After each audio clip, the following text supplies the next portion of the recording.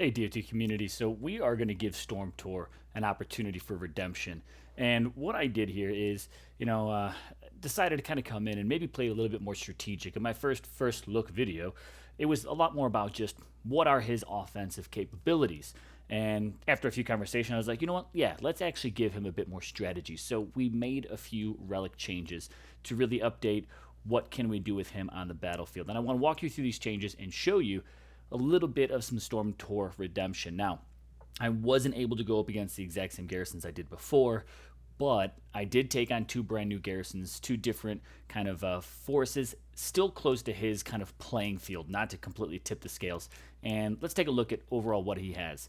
A few of the relics that I still added onto Stormtor were Athenian Aspis. Now, again, this still gave the physical resist, the Storm Maiden armor, and the Storm Maiden health. I wanted to kind of still try to keep them healthy.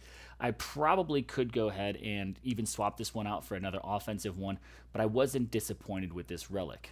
I also kept the Golden Apple, which offered the Omega damage, the Storm Maiden critical, and the Titan and Troop Lightning damage. The critical is what I was really chasing in this new build, is I wanted to hit critical for my Maidens at 100%, and I was able to do so using a few other relic exchanges. So let's look more at those. I also kept the Hermes sandals because of the Omega Storm Maiden armor piercing. I also kept the Titan armor piercing. I want to try to use Stormtor as much as possible. And then also the Titan and Troop Lightning damage. Still trying to keep that damage up a bit higher. Again, I probably could have swapped out the Apple, but sorry, not the Apple, but the Aspis. And buff those numbers a bit more. So this build isn't perfect by any means. Don't take it that way.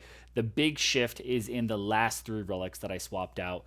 And again, I'll probably even play with this some more. I would love to know what build you guys are using, but let's look at the changes that I made to Stormtor.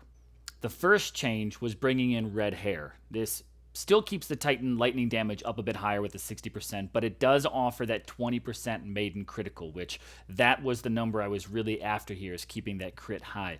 I did also gain a little bit of that Titan all element resist because Stormtor pretty much had zero resists before other than a lightning. There's that physical from the one. Unfortunately, that I still really wasn't able to get that lightning to adjust properly off of his first skill. So we're going to kind of submit that and hope that gets a little fixed.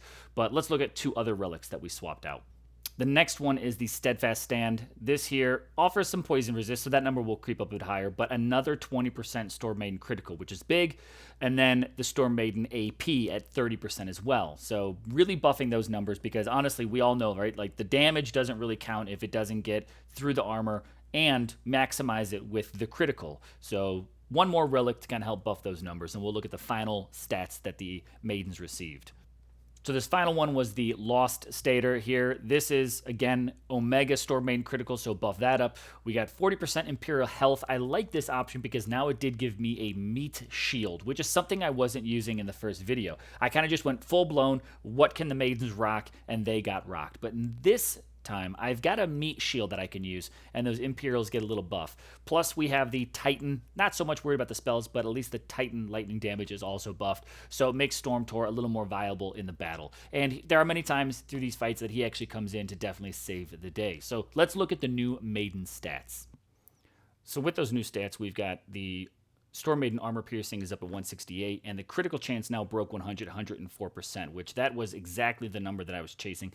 The damage did take a bit of a hit. We're at 1700.